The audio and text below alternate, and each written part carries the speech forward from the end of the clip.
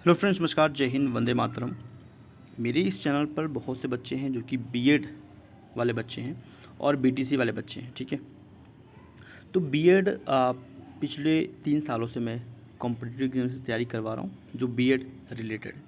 तो बहुत से बच्चे हैं जिनको नॉलेज नहीं है।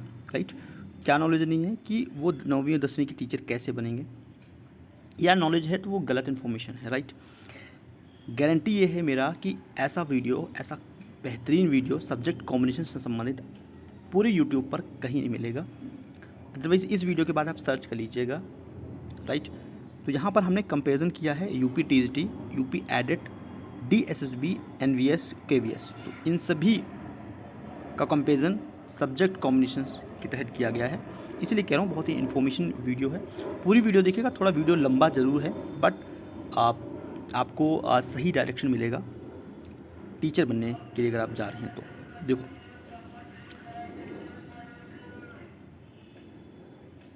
चलो सबसे पहले हम बात करते हैं यूपी टीजीटी। ठीक है, उसके बाद सभी टॉपिक पे बात करेंगे। तो पहले यूपी टीजीटी पे बात करते हैं।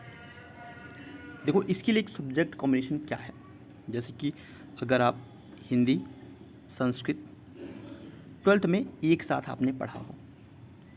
एग्जाम्पल से मैं समझाता हूँ आपको। जैसे कि मैंने ग्रेजुएशन किया है। ठीक है, मैंने बीए किया हुआ है। तो बीए में मेरा जो सब्जेक्ट था डियर, वो था पॉलिटी, सोशलॉजी, ठीक है, और हिंदी। राइट, 12th में मेरा साइंस साइड था, तो मेरा ऑब्वियसली बात था मैथ, केमिस्ट्री, फिजिक्स मैंने पढ़ा है। तो वहाँ पर हिंदी पढ़ा था और इंग्लिश पढ़ा था। लेकिन 12th में मेरे पास संस्कृत नहीं था। राइट, फिर ग्रेजुएशन में अभी आप देखोगे तो मेरे पास हिंदी तो है लेकिन यहाँ संस्कृत नहीं है। इसका क्या मतलब है? इसका मतलब सीधे सा है कि मैं भविष्य में कभी यूपी टीजीटी नहीं दे पाऊँगा। मैं एलिजिबल ही नहीं हूँ इस चीज़ के लिए। राइट, हाँ, मैं बाकी यूपी एडेड के लिए, डीएसएसबी टीजीटी के लिए, एनवीएस के लिए, केवीएस के लिए एलिजिबल तो हूँ, लेकिन यूपी टीजीटी के लिए एलिजिबल नहीं हूँ। और एक अच्छी बात कह सकते हैं कि यूपी टीजीटी में अगर जो पदों की संख्या आती है, मान लीजिए 8000, तो इसके कंपेरिजन में यूपी एडेड, डीएसएसबी या फिर एनवीएस, केवीएस, इसमें केवल टीजीटी लेवल पे केवल 100 वैकेंसीज आती हैं। राइट, क्लियर है? तो ये डिफरेंसेस हैं। हाँ, तो टॉपिक पे दोबारा आते हैं। ठीक है, मैं अपना एग्जांपल लेकर आपको समझा रहा था कि मैं एलिजिबल नहीं हूँ यूपी टीजीटी के लिए। तो बहुत से बच्चे होंगे जो एलिजिबल नहीं होंगे। तो हिंदी और संस्कृत 12th में एक साथ आपने पढ़ा हो, पहली शर्त इनका यह होता है, या फिर आपने ग्रेजुएशन में हिंदी और संस्कृत पढ़ा हो। राइट, और साथ में आपका बीएड होना चाहिए, तब जाके आप यूपी टीजीटी के लिए एलिजिबल हो जाते हो। और बात, अब एक मन में क्वेश्चन और आता है कि भैया आपका तो पॉलिटिकल साइंस था आपका, तो आप पॉलिटिकल साइंस से क्यों नहीं टीचर बन जाते हो? तो इसके लिए भी एक शर्तें हैं। सोशल साइंस की टीचर का अगर बनना है, उसके लिए भी शर्त ये था कि पॉलिटी, हिस्ट्री, ठीक है, इकोनॉमिक, थोड़ा शॉर्ट में लिख रहा हूँ, और जियोग्राफी मतलब भूगोल, अर्थशास्त्र, भूगोल, इतिहास और पॉलिटिकल साइंस। तो इसमें आपका ग्रेजुएशन में 2 सब्जेक्ट होना चाहिए। बट मुझे तो पता नहीं था, किसी ने बताया भी नहीं था, तो मैंने सोशलॉजी ले लिया था। अब सोशलॉजी इस ऑप्शन कॉम्बिनेशन में है ही नहीं, इस वजह से मैं सोशल स्टडी का भी टीचर नहीं बन सकता हूँ यूपी टीजीटी से। तो दोनों दरवाजे भैया क्लोज़ हो जाते हैं, और आप में से बहुत बच्चों का क्लोज़ हो चुका होगा। राइट, क्लियर है ना? हाँ, अगर मैंने इंग्लिश से किया होता तो इंग्लिश वाले बच्चों के लिए लैंग्वेज का ये एलिजिबिलिटी था कि इंग्लिश अगर 3 साल पढ़ा है तो वहाँ पे एलिजिबल हो जाते। ठीक है, उसका थोड़ा सा इजी है, बट हिंदी से अगर मुझे बनना है तो मैं नहीं बन पाऊँगा। राइट, परसेंटेज इसमें कोई रिक्वायरमेंट नहीं है, ग्रेजुएशन में कोई परसेंटेज रिक्वायरमेंट नहीं है। इन सभी यूपी टीजीटी का टीचर बनने के लिए एक शर्त ये होता है कि यूपी टेट या सी टेट का पेपर 2 आपके पास होना चाहिए। अगर यूपी की वैकेंसी है तो यूपी टेट या सी टेट में से कोई एक तो होना चाहिए। ठीक है, क्योंकि सी टेट एक सेंट्रल लेवल पे है, यूपी का अलग होता है। तो पेपर 2 आपके पास होना चाहिए, मतलब क्रैक करना चाहिए आपको। ठीक है, वो पास हुआ होना चाहिए। अब बात करते हैं यूपी एडेट। यूपी एडेट में क्या है? सब्जेक्ट कॉम्बिनेशन, तो इसमें मैं एलिजिबल हूँ, क्योंकि हिंदी, अंग्रेजी, संस्कृत इस लैंग्वेज में से कोई भी अगर 3 साल अपने ग्रेजुएशन में पढ़ा हो कोई एक सब्जेक्ट, तो आप एलिजिबल हो। तो मैंने हिंदी पढ़ा था, तो मैं हिंदी के लिए एलिजिबल हूँ, बाकी किसी सब्जेक्ट के लिए एलिजिबल नहीं हूँ, बल्कि हिंदी के लिए एलिजिबल हूँ। यूपी एडेड में आप उर्दू लैंग्वेज की वैकेंसीज नहीं आती हैं, इसके तहत तो नहीं आती हैं, ठीक है। तो काफ़ी बच्चे इससे डिसअपॉइंटेड होते हैं, बट है तो यही रूल्स। बाकी बीएससी की अगर बात करें, बीएससी अगर साइंस से आपने किया है या मैथमेटिक्स से किया है, राइट, तो वहाँ भी आप एलिजिबल हो, मतलब एक सब्जेक्ट से अगर आपने किया है तो एलिजिबल हो। कॉमर्स वाले बच्चे ऑब्वियसली बात है, हिंदी से आप टीचर बन सकते हो यूपी एडेड में। एक अच्छी इन्फॉर्मेशन इसमें ये रहता है यूपी एडेड में कि यहाँ पे डीएलएड और बीएलएड को एलिजिबल कर रखा है।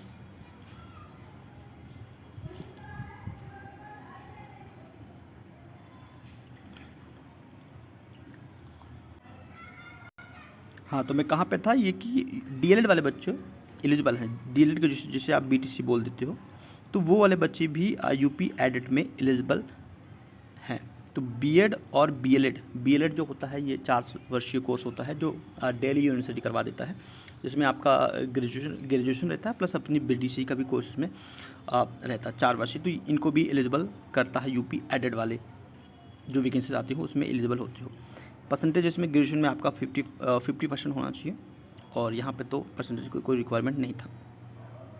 एज इट इज़ कि पेपर 2 आपका क्लियर होना चाहिए अगर आपको टीजीटी का अध्यापक बनना है तो, राइट। अब आते हैं डीएसएसबी, एनवीएस और केवीएस, केंद्रीय विद्यालय और नवोदय विद्यालय, और डीएसएसबी जो दिल्ली में आप टीचर बनते हो टीजीटी पोस्ट पर। देखो, टीजीटी का थोड़ा सा सब्जेक्ट कॉम्बिनेशन अलग है अगर मैं कंपैरिजन करूं एनवीएस और केवीएस की कंपैरिजन में। तो सबसे पहले हम डीएसएसबी की ही क्लियर करते हैं आपको। देखो डियर, अगर आपने natural science, social science, natural science में क्या क्या आता है भाई, जिसकी फिजिक्स, केमिस्ट्री, बायोलॉजी, बॉटनी या फिर जूलॉजी, इससे आपने ग्रेजुएशन किया हुआ है।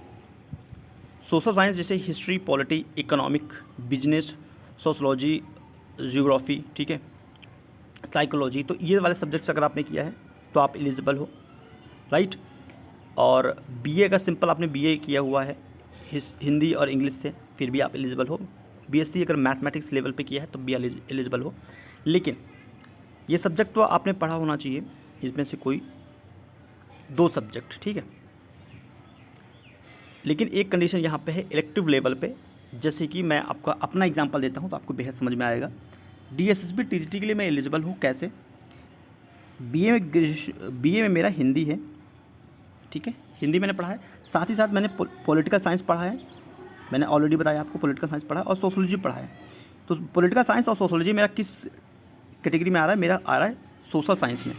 सोशल साइंस का ये है इलेक्टिव लेवल पे आप देखोगे सोशल साइंस आपका ये है, तो दैट्स इस वजह से डीएसएसबी टीजीटी के लिए एलिजिबल हूँ, राइट।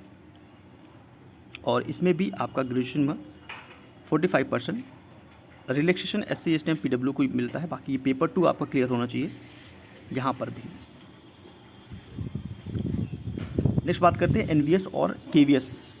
तो देखो, ये दोनों एक जैसा है, ठीक है, इनका जो सब्जेक्ट कॉम्बिनेशन है वो भी एक जैसा है,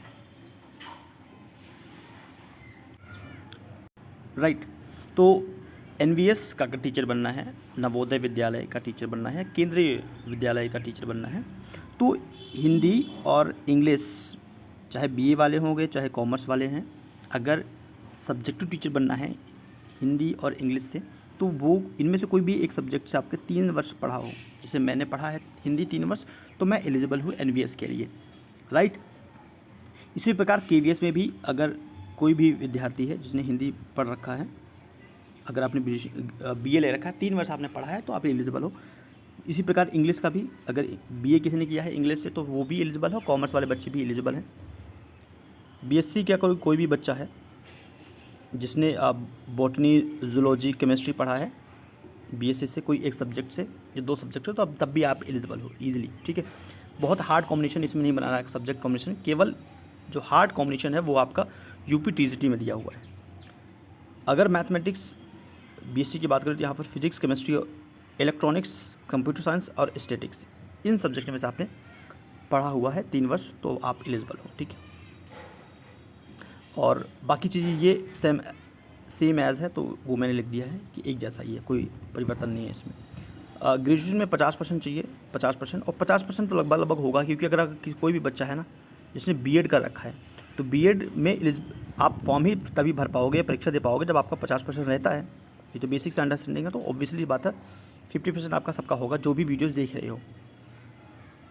अब पेपर 2 सबका क्लियर होना चाहिए, इसलिए मैंने बता दिया कि यहाँ पे पेपर 2 आपका क्लियर होना चाहिए। सीटेट दे दो और यूपी टेट दे दो, सीटेट दे दो और पेपर 2 क्लियर कर लो, उसके बाद ये वैकेंसी आप फॉर्म फिल कर पाओगे, ठीक है। एसएसटी के लिए मैं और बता देता हूँ, एनवीएस और केवीएस के एसएसटी का टीचर अगर बनना है तो उसके लिए क्या क्या एलिजिबिलिटी है। तो वो 4 सब्जेक्ट है इसमें, पॉलिटी, इकोनॉमिक, हिस्ट्री और ज्योग्राफी। शर्तें क्या हैं ये थोड़ा समझना ज़रूरी है। देखो, हिस्ट्री और आपका ज्योग्राफी, इनमें से कोई सब्जेक्ट आपको 3 साल पढ़ा होना चाहिए। जैसे मैं अपना एग्जांपल लेके समझाऊंगा आपको। जैसे कि मेरा क्या है, मैं हिंदी से ना टीचर बन सकता हूँ एनवीएस और केवीएस में, लेकिन अगर मैं चाहूँ कि मैं सोशल एसएसटी के टीचर बन जाऊँ तो मैं एलिजिबल नहीं हूँ। क्यों एलिजिबल नहीं हूँ वही समझाने की कोशिश कर रहा हूँ। देखो, मैंने क्या लिया है, मेरे ग्रेजुएशन में पॉलिटिकल साइंस था, ठीक है, पॉलिटिकल साइंस, और सोशियोलॉजी था और हिंदी था। अब मैं हिंदी का अध्यापक तो बन सकता हूँ, लेकिन मैं एसएसटी की टीचर नहीं बन सकता हूँ। क्यों? क्योंकि मेरे पास जो कॉम्बिनेशन है वो केवल एक सब्जेक्ट है, पॉलिटिकल साइंस। और यहाँ पर शर्तें ये हैं कि आपने 3 साल हिस्ट्री या तो हिस्ट्री आपने पढ़ा हो तीसरे साल, या तो हिस्ट्री पढ़ा हो या तो ज्योग्राफी पढ़ा हो। जैसे सब समझो, एक बच्चा है जिसने हिस्ट्री ले रखा है, पॉलिटी ले रखा है और इकोनॉमिक ले रखा है। समझिएगा, बहुत इंपॉर्टेंट है, इकोनॉमिक्स ले रखा है। अब इसने हिस्ट्री को 3 साल पढ़ा, इकोनॉमिक को 3 साल पढ़ा, लेकिन तीसरे साल हिस्ट्री छोड़ दिया, हिस्ट्री इसने 2 साल पढ़ा। तो क्या ये एलिजिबल है? तो इसके लिए जवाब रहेगा नहीं, ये एलिजिबल नहीं है। केवीएस और एनवीएस के लिए एलिजिबल नहीं है, क्योंकि इस बच्चे का सब्जेक्ट कॉम्बिनेशन मैच नहीं कर रहा है। क्योंकि कंडीशन यहाँ पे ये था कि हिस्ट्री और ज्योग्राफी में से आपको कोई एक सब्जेक्ट पढ़ा होना चाहिए। तो ये इसका कॉम्बिनेशन है, ठीक है। अगर कोई भी स्टूडेंट है जिसने हिस्ट्री 3 साल पढ़ा है, पॉलिटी इसने 3 साल पढ़ा है और इकोनॉमिक 2 साल ही पढ़ा है, तो इसलिए अब ऐसे विद्यार्थी एलिजिबल होंगे, क्योंकि इसने हिस्ट्री 3 साल पढ़ रखा है। या हिस्ट्री की जगह इसने अगर ज्योग्राफी भी 3 साल पढ़ा है, तब भी आप एलिजिबल हो एसएसटी के टीचर बनने के लिए, राइट। तो ये सब्जेक्ट कॉम्बिनेशन था UP TGT, UP aided, DSSB TGT, NVS और केवीएस के लिए, राइट। सो ये बहुत ज़्यादा यूज़फुल वीडियो था, तो आप इसको शेयर कर सकते हो।